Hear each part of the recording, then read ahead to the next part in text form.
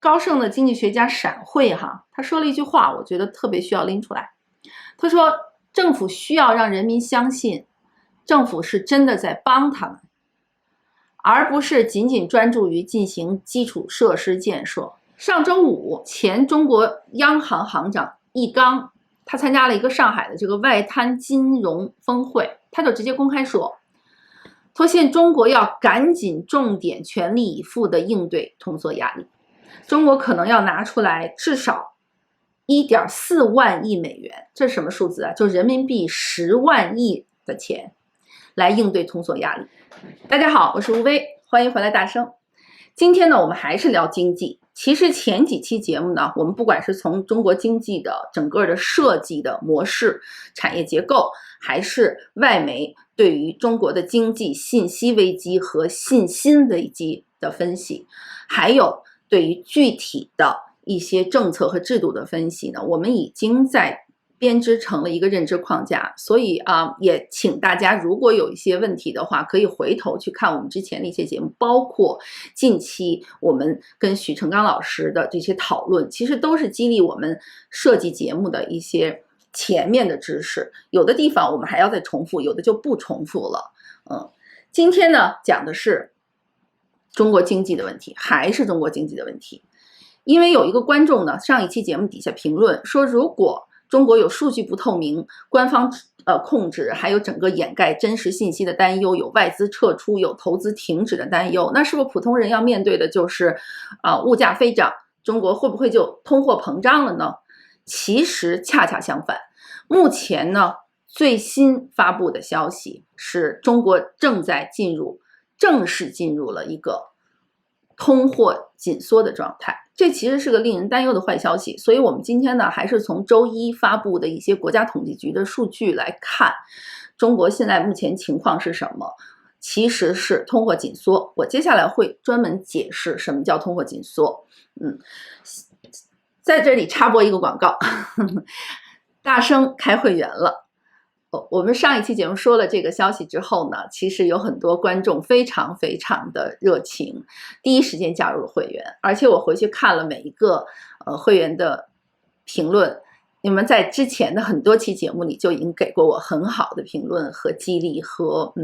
希望，我都收到了。我们呢也就会更加坚持做我们希望做的事情，不让大家失望。但是呢，也确实有点不好意思，就是我们现在的资源也好，我个人的精力也好，其实我们没办法做更多的会员专属节目，而且我想的是，加不加会员，大家该看大声的节目照样看。所以呢，再次感谢，就第一，也请愿意支持我们大声做更好节目的观众呢，加入我们的会员。而且呢，确实它的界面有点麻烦，您呢如果是手机上网的话，就点我们频道上面的那个链接，点了链接进去加入会员。如果您是在电脑上就比较简单，就直接找到那个加入的那个按键，那个 button 就进来了。好，说回来中国的经济，周一呢，中国的国家统计局呢又发布了新的数字，主要是基于中国8月份的数字。数字表明呢，中国8月份的消费者价值指数，也就是说 CPI 同比上涨了0.6，还是在0点几这个区间但是相比7月的0.5百分点呢，有一点点提高。但是8月份的这个生产者价格指数，这个 PPI， 刚才是 CPI， 下面是 PPI， 这个生产者价格指数同比下降了1.8个百分点，比7月份的这个下降0.8的这个下降幅度呢更大了。我查阅的所有的经济师的分析，各家财经媒体的分析呢，其实经济专家都在讲的是，我们更要关注的是这个 PPI， 就是生产者价格指数。因为这个 PPI 是什么呢？它反映了是工业制造品它的出厂价格。什么意思呢？就是如果这个 PPI 下跌呢，就意味着生产者工厂，甭管你是生产食物的还是电器的还是什么的，这个产品它工厂做出来的时候，它的出厂价就在下跌。意味着什么呢？就是工厂现在制造业制造产品，它的利润越来越少，然后呢，就是它用着同样的成本制造出来的东西卖出去的拿到手里的钱就少了，那最终它就很快会传导到呢，导致工人的工资下降。而且我们会看到呢，这种非食品类的服务业、工业和汽车产业的这些价格都在下降。大家的分析说这都是非常不好的信号。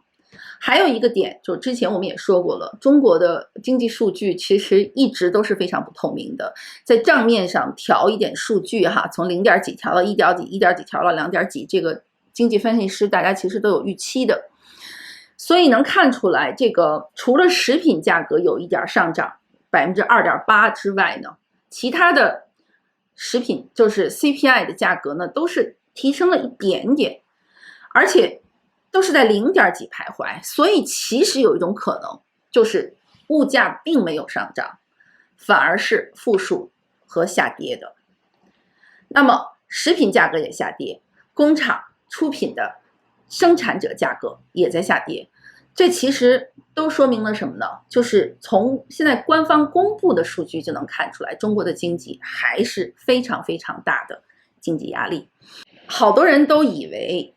前些年中国最大的压力是通货膨胀，通货膨胀和通货紧缩这两个经济学的基本概念我快速说一下。通货膨胀说白了就是物价飞涨，你手里的钱不值钱了，就是货币发售的这个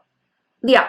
比市场上实际上需要的货币量它大，你的手的钱毛了，就叫物价飞涨。那么普通人就会说，哎，那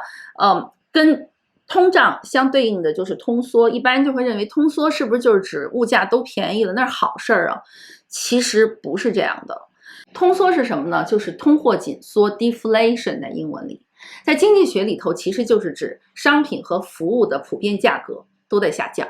而且呢，当通货膨胀率呢已经到了0以下，就是说负增长了，那么就会发生通缩。而一旦就是这个价格的上涨变成负值了，就是价格不但不增，还在降，又持续一段时间呢，就能表示整个的经济状态就进入了一个普遍通缩的状况。而价格下降的时候呢，消费者就普通人，他想的是什么呢？现在价格降，那也许会继续降，他就会延缓花钱和消费。今年本来想买车，不买了，明年再买，进一步等着价格降。而越大家把钱揣着或者放在银行里面呢，那就越少人花钱消费啊，就又降低了整个的这个经济活动，那么就变成了市场上的这个花钱也少了，赚钱也少了，整个的这个资金运转的速度也减缓。而当购买被减缓的时候呢，社会的生产力也就被闲置了，这样呢就变成了投资也下降，又进一步减少了整个的社会总需求。这就是通货紧缩螺旋，就是一路往下的下降螺旋。所以周五国家统计局的数据一出来呢，几家财经媒体给的标题和整个的分析都在说从去年讨论的会面对通缩，还有一些争论说中国是不是到底是货币层面的那个通缩呢，还是实际经济现状已经有了呢？现在没什么好争论的了，因为中国的刚才我说了，这个生产者指数 PPI 生产者价格指数已经连续23个月都在这个通缩的区间了。路透社就专门针对这个点来说虽然8月份呢食品价格根据国家统计局的这个说法是有所上涨，但是非食品类的通胀仅为0.2%，远远低于0.7%，这个是7月份的数字，就是一个月在账面上又降了个0.5个百分点。路透社说，虽然好像价格的下跌缓解了一点，可是你要仔细一看，只有食品价格上涨了，而食品价格连官方都自己说是受到天气和供应波动的影响。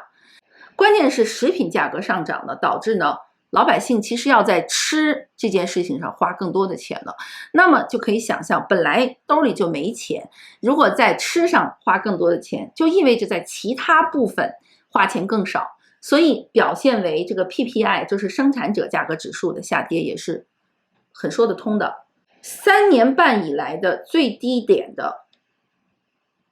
价格还就出现在8月份。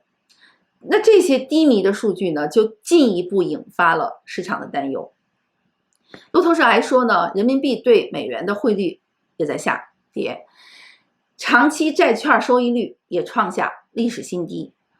而且这2天的沪深300股市的指数大幅下跌，好多时候已经跌穿了2700点。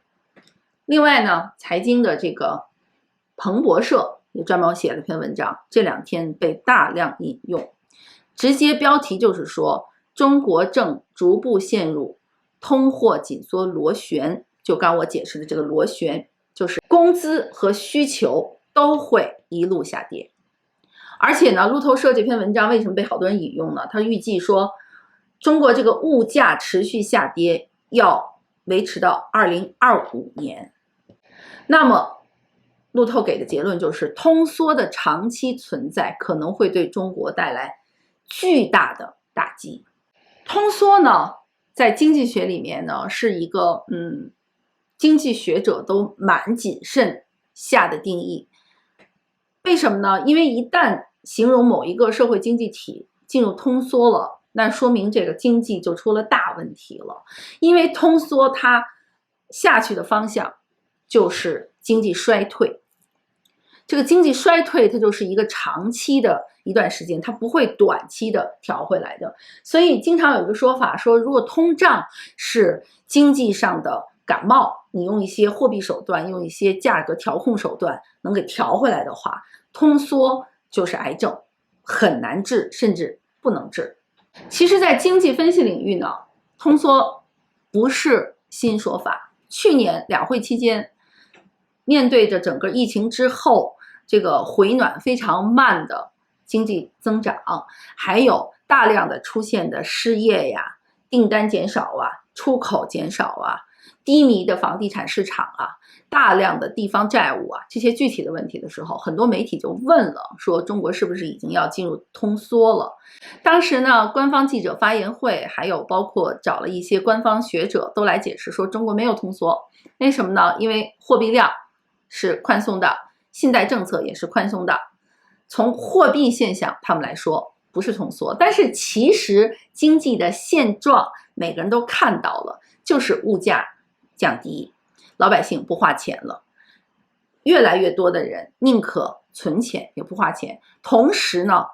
中国一直没有给出真正的刺激经济增长的一些政策，都在吆喝着请大家花钱。可是你现在呢，我们随便一问就会知道，大家都会说我们是真的没钱，你花什么？在经济理论上面，在经济评价上面，过去1年多，有一些人呢陆陆续续提出来了，说中国真是要通缩了。可是官方媒体是不许报的，而且呢，官方也给很多经济分析师下了言语上的一些禁令，就是说不许公开聊通缩。可是这几天呢，嗅觉比较灵敏的分析师呢，已经发现了经济学者官方的表态松动了。上周五，前中国央行行长易纲，他参加了一个上海的这个外滩金融峰会，他就直接公开说，现在中国要赶紧重点全力以赴的应对通缩压力。所以他这个话一出来，所有的外媒都报了。礼拜五到周一刚说完，我相信礼拜五他说这个话的时候，他其实已经看到这些数据了。所以礼拜一国家统计局一出来这个数据呢，所有的媒体专注的都是这个点。而且彭博社呢还引了一大堆行业调查数据来证明，甚至包括现在之前我们节目里也讲了，就是政府喜欢的加强补助和投入的这些行业，比如说电动车、可再生能源，连这些领域的工资也在下降，减薪啊。然后呢，这些重点领域的招聘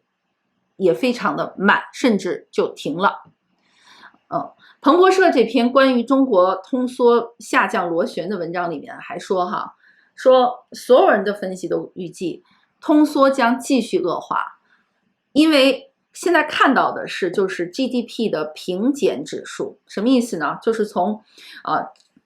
账面上看到的 GDP 的这个下降指数已经连续5个季度了，不会马上调回来的。虽然中国官方一直在讲要保证5%的经济增长，现在预测就更加的悲观了。彭博社同时还说，到目前为止仍然没有看出中国政府显示出要将他们的经济政策从以生产为主的这些投入转向以需求侧管理投入的这个迹象。啥意思呢？就是政府如果有钱，他也还是去刺激他看中的那些制造领域，他认为要重点扶持的电动车、节能领域，不会把补贴和政府的钱拿出来给老百姓。关于政府应该把补助和财政拨款花到老百姓身上这个事儿呢，前几年一直在讨论，欧洲、美国都有政府掏钱给老百姓直接补贴生活类的消费需求。老百姓兜里没钱，政府给现金、给消费券，请大家花钱来刺激整体的这个经济总量和经济活力。中国就没有，反而是反复在喊刺激内需，刺激内需。刺激内需就是干嘛呢？鼓励大家旅游，鼓励大家消费，鼓励大家花钱。那你越鼓励大家花钱，越看到的实际的市场现状是一路往下走，谁敢花钱？所以老百姓的钱就装在兜里。说了这么多最近的这个负面经济消息哈，那肯定观众到这儿就要问了，那怎么办？解决方案是什么？英国的《金融时报》他给了一个采访，标题也有意思。他采的呢是摩根斯丹利的首席经济学家邢自强。这个邢自强对彭博和对《金融时报》都表达了一个是也认为政府要加紧力度调整通缩。怎么办？怎么解决？短期内呢，经济学者给了一个方案，就是说中国可能要拿出来至少1.4万亿美元，这是什么数字啊？就是人民币10万亿的钱来应对通缩压力。而且呢，这些钱呢，大部分必须直接用于社会福利支出，要面向家庭，而不要再把这些钱继续放到依赖投资和基础建设的那些领域去了。然后呢，这个数字怎么算出来的呢？这摩根斯丹利的首席经济学家邢自强他说这个1.4万亿的这个钱啊，是基于他们分析了在2008年的时候中国政府拿出来的资金量算出来的。当时中国为了应对全球经济危机呢，拿出来的那个钱呢，现在要扩大2.5倍才能缓解目前中国面对的经济危机。他们还专门强调了这钱怎么花，说呢其中呢7万亿必须用来刺激社会福利支出，尤其是农民工的社会福利支出，让他们呢在现有这个非常非常薄的非常惨的这个养老金和医疗体系下面呢，能够相对被覆盖的好一点。剩下的这3万亿去哪儿了？要加速缓解中国的房屋库存。还有一个点，之前大家都知道的，就是中国面对的大量的烂尾房。关键是这些烂尾房已经都卖给了普通老百姓，很多很多家庭投了几十万、几百万的钱，但是多少年下来，这些房子没有变成他们的资产，变成了负债，而且这些贷款都是针对银行的。那这些买了烂尾房的普通中国人呢，就变成了自己一方面要面对物价的增长，或者是自己没钱过日子，同时他不管你是不是失业，你的贷款这些金额是不变的，贷款是要还给银行的，就把这些人的生活状况直接拉低，这是非常具体的问题。所以这些经济学者他们就做的这个模型呢，就是说这10万亿里面的3万亿人民币必须要进行呢加速减库存，同时还要帮助这些烂尾房的拥有者，从而才能稳定房价。高盛的中国首席经济学家呢也表示说，中国啊真的是需要差不多3万亿的人民币来稳定房地产市场，地方政府也非常缺钱，地方政府还面临大量的资金短缺，所以呢，地方政府还需要再给他们1万亿。政府还要加强的是什么？社会福利改革，加强失业保险。这个高盛的经济学家闪会他说了一句话，我觉得特别需要拎出来。他说，政府需要让人民相信，政府是真的在帮他们，而不是仅仅专注于进行基础设施建设，或者延续他们原有的所谓经济刺激计划。其实到这儿呢，我们的好多结论就出来了。甭管金融时报也好，还是彭博社也好，采访的这些经济学家我相信他们呢还是不太用一些直白的语言，好像做一些刺激中国政府的一些话，但是他们的这些建议能看出来是个什么点呢？他们在反复暗示和说服中国，要把政府兜里的钱拿出来还给老百姓，不要再逼着老百姓把自己兜里的钱掏出来刺激所谓的中国 GDP 增长了。到这儿，其实我们今天的节目可以收尾了。说的是什么呢？就是我们看了这么多经济现象，最终呢，要知道经济是关乎每一个个人的。中国这么多年的经济发展呢，造成了一个实际的情况，就是中国经济的很多领域和部分的现实已经是一个市场经济了。经济本身就有它自己的运作规律，市场经济更要把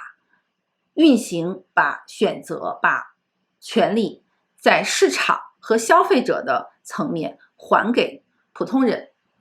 许成浩老师跟我的谈话中间有一个点，我深刻的印在脑子里。市场经济的前提是有一个法治和保障个人私有产权的这么一个结构基础。可是现在所有这些西方分析师呢，在分析中国问题的时候，或者中国的这些学经济的人呢，聊中国现象的时候呢，都混淆了一个基本现实，就是中国的制度建设不是一个自由市场经济，它没有在法治层面，在民主宪政层面保障每一个个人的私有利益、私有产权，它不是指向让每一个老百姓过好日子这个最终目标的。所以这些经济学家给了很多建议，我认为是很好的建议。可是大家听到刚才我说的这些建议就会问了，政府他能拿出这些钱来改善农民工的养老吗？他能拿出这些钱来帮着老百姓改善基本生活吗？他一定要去冲中国的这些 GDP 指标的，他一定要证明中国政府共产党能做大做强，能制造和永久保持一个第2大经济体的。所以就变成了他们用自己控制一切的这种手和愿望在控制他们其实根本控制不了的市场经济。那么在这个过于自信的假设下面，过去这几年呢，打压房地产，打压私有经济，数据上作假，不许大家讨论经济的实际走向，一切这样的措施就造成了信息不足，投资撤走，老百姓越来越没钱花，外贸也在萎缩。当然外贸是另外一个全球经济的问题。所有这些现象导致的就是他们自己认为自己可以管理和改善的中国经济可能就真的出问题了。这不是以一个领导人或者一个政党他自己的愿望为主导的。其实我开头就想说这些话，我留到现在说。有一些观众，我不知道他们是真的相信政府的一些表述呢，还是就是有任务的。经常会在我们这儿呢批评许成刚老师，批评我，说我们唱衰中国经济，好像是中国经济的问题是唱出来说出来的，是外媒是西方社会给压制下来的。不是这样子的，我们讨论中国经济的原因呢，是因为这个经济涉及到每一个人的具体利益，而如果它的经济是一个制度问题的话，我们必须要把这点点出来，就是说，当一个执政党和政府它不能为个体的权利、私有产权和生活福祉服务的话呢，它就可能把经济搞得非常不好，让每一个人都受害。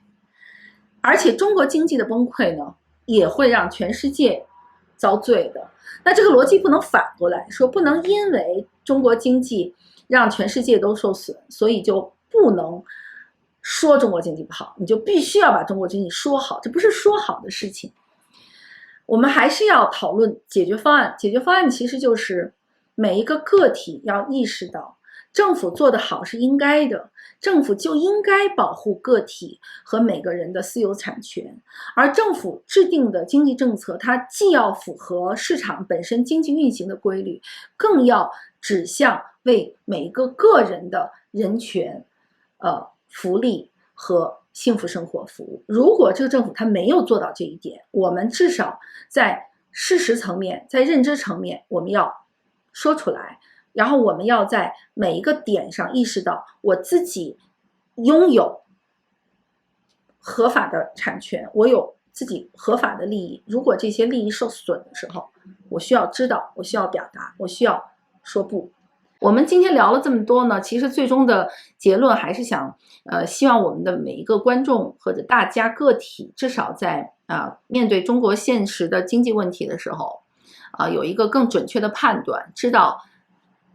实际发生的是什么。另外呢，其实也想一下，就是应该的是什么样子的，就是我们每个人努力过好自己的生活，创造一个更好的经济，创造一个自己更美好的生活，这都是非常非常对的。但是它的前提是这个国家的制度和整个结构设计，它是以帮助每一个个体过好自己生活为前提的。那么当政府的制度设计跟这个不一样的时候，我们个人至少要知道这一点，不要再只是谴责自己不够努力。第二呢，就是如果知道了这些真相的话，我们也可以做出更好的判断。而且呢，很多经济走势呢都是动着看的。如果大家都能更清楚，更不被一些官方的宣传和一些误导的说法所蒙骗的话，其实很多公共的压力和关注呢，也是能变成一种变化的动能的。所以今天的节目就到这里，我们下次再见。